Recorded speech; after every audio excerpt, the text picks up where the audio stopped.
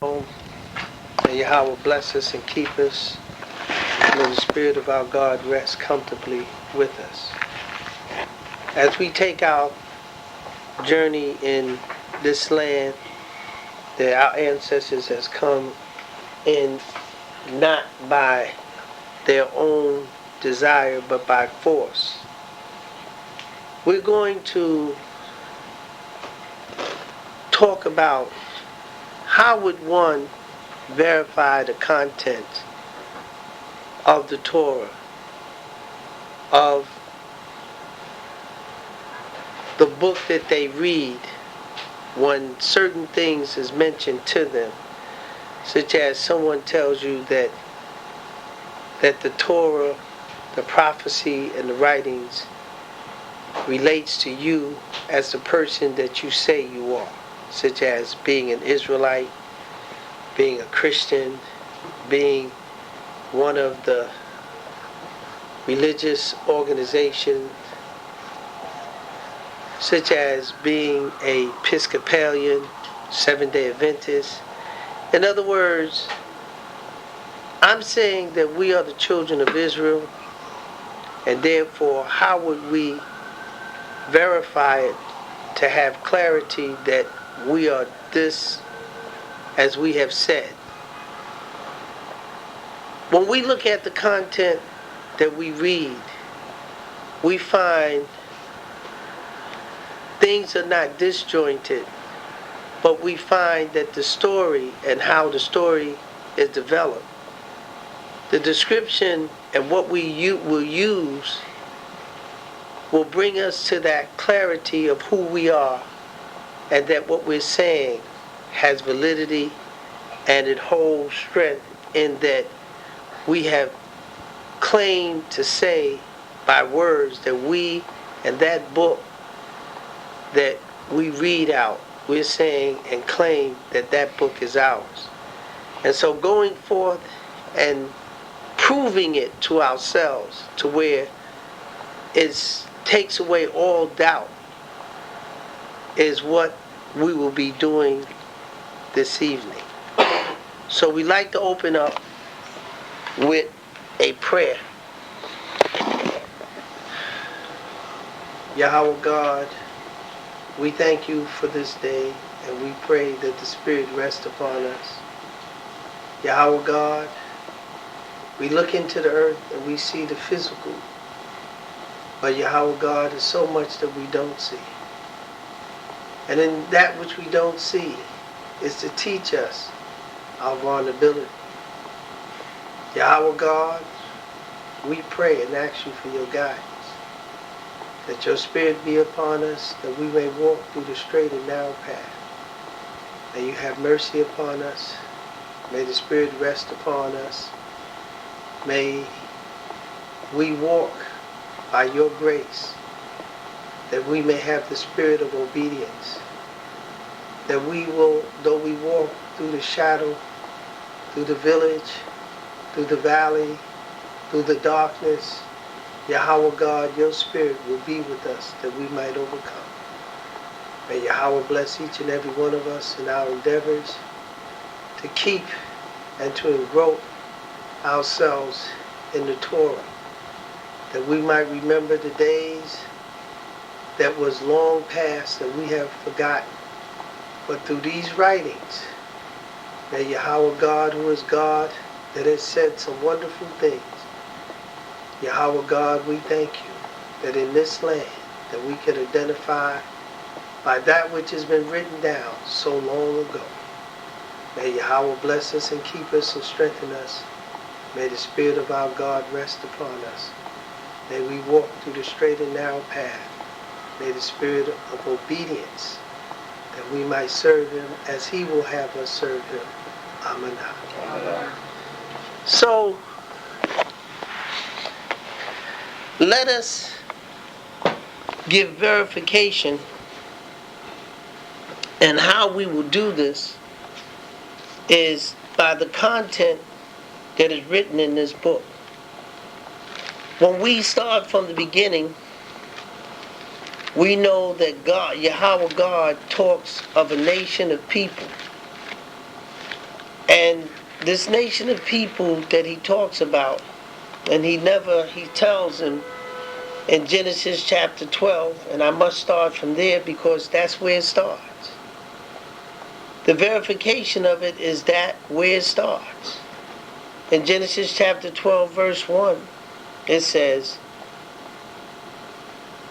Now Yahweh has said unto Abraham, Get thee out of thy country and from thy kindred and from thy father's house, unto a land that I will show thee, and I will make of thee a great nation, and I will bless thee and make thy name great, and thou shalt be a blessing.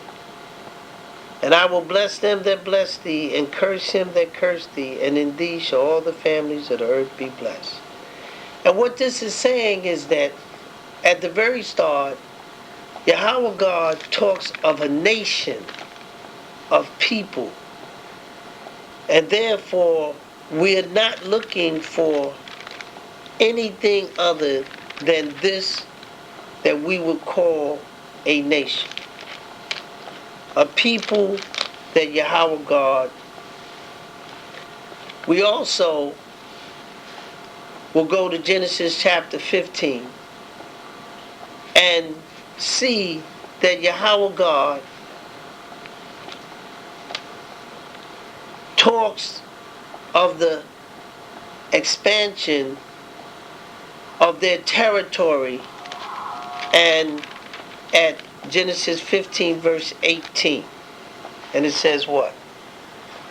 In the same day Yahweh made a covenant with Abraham, saying, Unto thy seed have I given this land, from the river of Egypt unto the great river, the river of Euphrates. What this states is that it's on a boundary that relates to a particular geography. And therefore, we are looking for certain clues to where these people will come from. And it said here that their land would be from the river of Egypt unto the great river, the river Euphrates. These are circumstances that is to bring about clarity to the identity and of the verification that this Bible was written not by man, but was written by God himself. Man could never have structured such a meaningful book that would pertain to a people, giving them the land. He also goes down and he does something else. In Genesis chapter 17, verse 19, he makes an agreement that he doesn't call the agreement, he calls a covenant. And the story is so well in place to show you that Yahweh God, who is the author, is structuring it so it makes sense in every way, such as when we talk about Abraham, we see that he would have children. And therefore, in having children, Yahweh God would, if we go to Genesis 16, starting at verse 1. Now Sarah, Abraham's wife, bare no children, and she had an handmaid, an Egyptian, whose name was Hagar. And Sarah said unto Abraham, Behold now, Yahweh hath restrained me from bearing. I pray thee, go in unto my maid. It may be that I may obtain children from her. And Abraham hearkened to the voice of Sarah. Let's go down to verse 14 of that same chapter. It says what? Wherefore the well was called. 16 verse 4. And he went in unto her, and she conceived. And when he saw that she conceived, her mistress was despised in her eyes. Let's go to that same chapter, verse 11. And the angel of Yahweh said unto her, Behold, thou art with child, and shalt bear a son, and shall call his name Ishmael.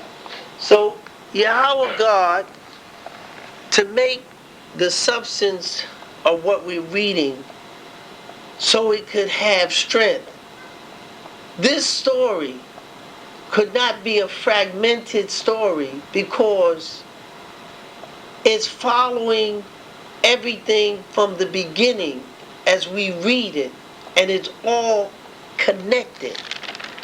When we go into Genesis 17, starting at verse 19, it says, Genesis 17 verse 19. And Abraham said, Sarah thy wife shall bear thee a son indeed, and thou shalt call his name Isaac, and I will establish my covenant with him for an everlasting covenant, and with his seed after him. And as for Ishmael, I have heard thee. Behold, I have blessed him, and will make him fruitful, and will multiply him exceedingly. 12 princes shall he beget, and I will make him a great nation. But my covenant will I establish with Isaac, which Sarah shall bear unto the heir at his set time in the next year. It is, what we're looking at is that the content is so accurate that as we follow the story down, that even though Abraham, that would later be called Abraham, would have a child, and it is stated so clearly. First, his mother's name would be Hagar, his name would be Ishmael, and that Sarah was barren. And it's said here very clearly that the covenant, the agreement would come from Abraham through Sarah, and his name would be Isaac. And he said, I will establish my covenant with him for an everlasting covenant, and with his seed. This isn't something that a storyteller could tell, that the story would pass down so evenly and structured unless there was such a great foresight. And as they say, this book was translated and that it was tampered with. Those that would have tampered with the book never saw what they should tamper with. What was in place in the book was the fiber that kept it together of the story of telling that Yahweh God will build a nation of people, and that he will build them in such a way that this nation of people, that he would establish a covenant. And because when we go all the way and understand that this covenant that he established with them goes on to talk that Isaac would get married to Rebekah, have children, and their kids would be named Esau and Jacob, and therefore the blessing of what was said, that he would establish a covenant with his seed, is still in place. We want to see, does these things at any time in this Bible If someone says that you are a Christian, if someone says that you belongs to any denomination or spiritual group, you want to see whether this group, because it is mentioned or have clarity in this book that they're going to use.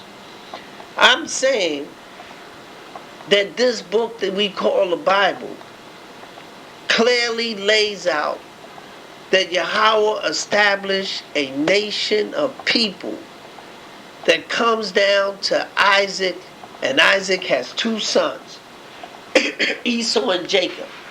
It is a story that is remarkable that man will tell you that the Bible is polluted. The Bible, if you do not know how to read certain material, you won't understand it. It's just like mathematical material that deal on a level that acquires a certain expertise of knowledge or vocabulary or knowledge of the material so that you can assess the things that is being said in here. No one would ever believe that this book they call the Bible tells a story that hooks up together from Genesis to Revelation. Is that Yahweh God has shown us so that we won't be, so we have verification that we are the children of Israel, and that this book that we're reading is bringing clarity to us because we're following the material that is being mentioned so that we will understand our relationship. So when we read here, we see that Yahweh God talks of these two twins that would come from Rebekah, and he said 2 nations are separated from thy bowels. He never said, he said they would be brothers, but they would be 2 nations, 2 manners of people, going about doing circumstances that would be not as kins would be, but they would have a nature that they would seek to determine their own destination that they will fulfill. So when we look, Yahweh God said very clearly that the older would serve the younger, because Rebekah went and inquired. So Jacob never took the blessing from his brother, because when he went into his father, the mother, Rebekah, knew that by the prophecy that was given to her when the kid struggled in her stomach, that this would be that Jacob would obtain the blessing from Isaac. And when we read it, he does. And he gives the same blessing that was stated to Abraham when Abraham was visited by Yahweh. It says, let people serve thee and nations bow down to thee. Be Lord over thy brethren. And let thy mother's son bow down to thee. Cursed be everyone that cursed thee, and blessed be everyone that blessed thee. So his seed is being passed a verbal blessing of cursing and blessing of those that will treat them or mistreat them. Because when we go right back to what Yahweh God would say to Abraham in Genesis chapter 15, verse 13, he says, and he said unto Abraham, know of a surety that thy seed shall be a stranger in a land that is not theirs, and shall serve them, and they shall afflict them 400 years. and also that nation whom they shall serve will I judge. So those that afflicted the seed of Abraham would be judged according to their action that they would encounter these people with on a continuous basis. And Yahweh said, I will judge them. Because it was coinciding to the blessing that those that will bless them will be blessed, those that will curse them will be cursed. And we can see that according to it, we know that it says here, and it came to pass, I'm at Genesis 27 verse 1. And it came to pass that when Isaac was old, and his eyes was dim so that he could not see, he called Esau his eldest son, and said unto him, My son. And he said unto him, Behold, here I am. And he said, Behold now, I am old, and I know not the day of my death.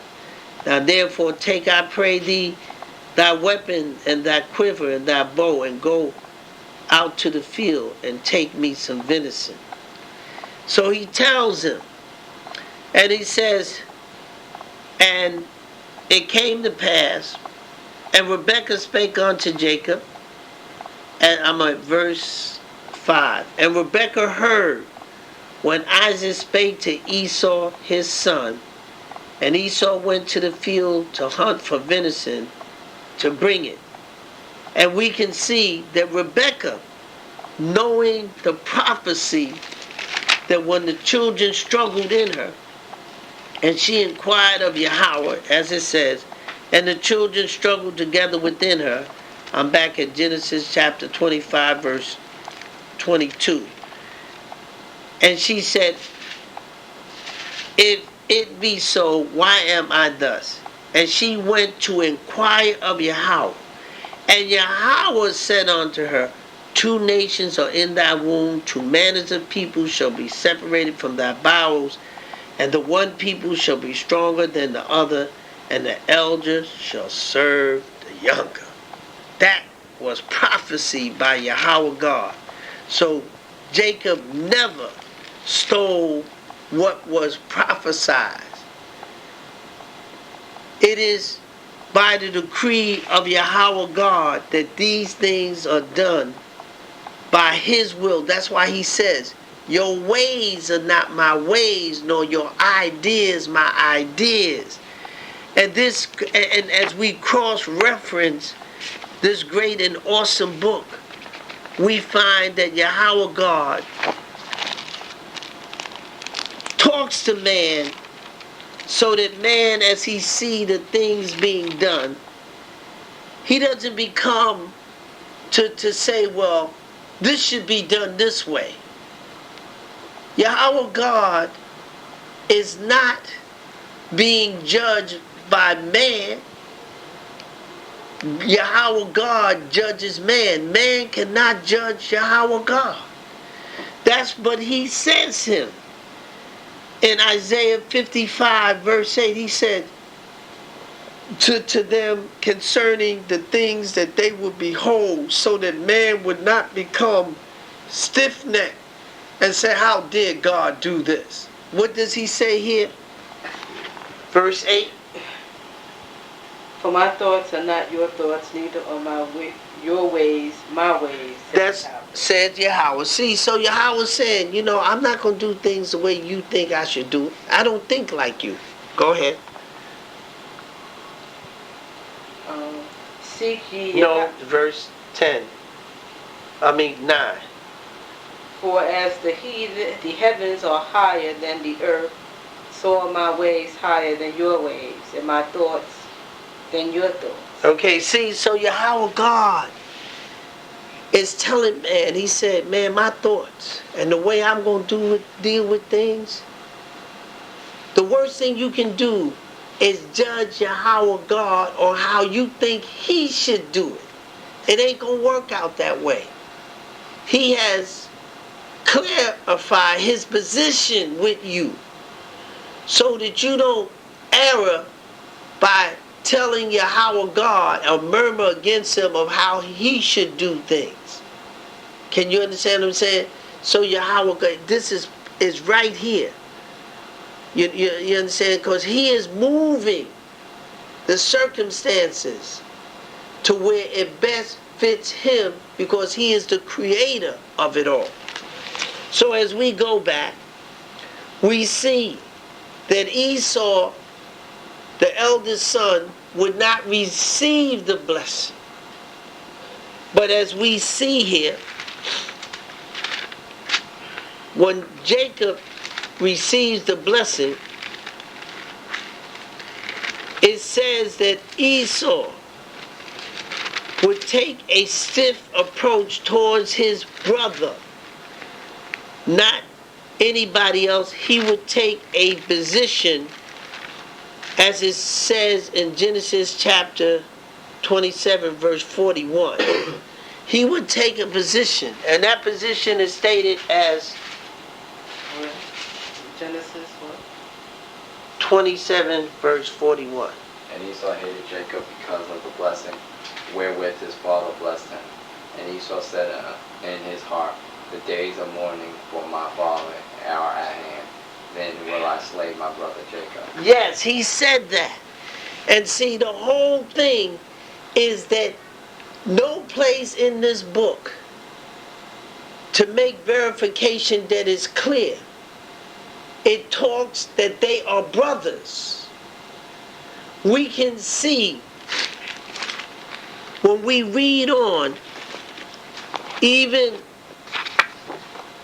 as we read on in the prophecy, Yahweh God talks and makes it clear that Esau would take a position that would be so harsh towards his brother. And therefore Yahweh God will take a position with him as harsh as he is to his brother. Yahweh God will take a position with Esau. And this, if you go in the book of Amos, chapter 1, verse 11, what I'm saying to you, when you understand the content of the book, you will see that this book could not have been a book that was written by man. Because the story content, we in the book of Amos, to show you that Esau never forgot. What does it say? Amos chapter 1 verse 11. Thus saith Yahweh, for 3 transgressions of Edom, and for 4, I will not turn away the punishment thereof, because he did pursue his brother with the sword, and did cast off all pity, and his anger did tear perpetually, and he kept his wrath forever. That's right. And it said Edom. And he said, what did he do to his brother? It wasn't a stranger. He said, because he pursued his brother with the sword. Didn't Isaac give him the sword? When you check the content of it, when we go back to, we have to go here and see that he had 2 names. He was given the name, it says here, Genesis 25 verse 30, and Esau said unto Jacob, feed me, I pray thee, with that same red pottage, for I am faint. Therefore was his name called Edom. So he had 2 names, Edom and Esau.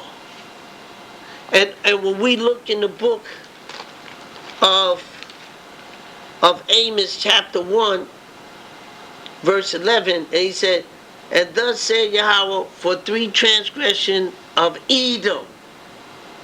Edom is Esau's brother. Because it says, and for 4 I will not turn away the punishment there, because he did pursue his brother. Therefore, when we turn back, we will see that in the blessing, he was given the sword. And he took the sword, and he would use it. It says, and Esau said unto his father, hast thou but one blessing for me? Bless one blessing hast thou but one blessing, my father. Bless me, even me also, O my father. And Esau lifted up his voice and wept. And Isaac his father answered and said unto him, Behold, thy dwelling shall be the fatness of the earth, and of the dew of heaven from above, and by thy sword thou shalt live. This is his brother.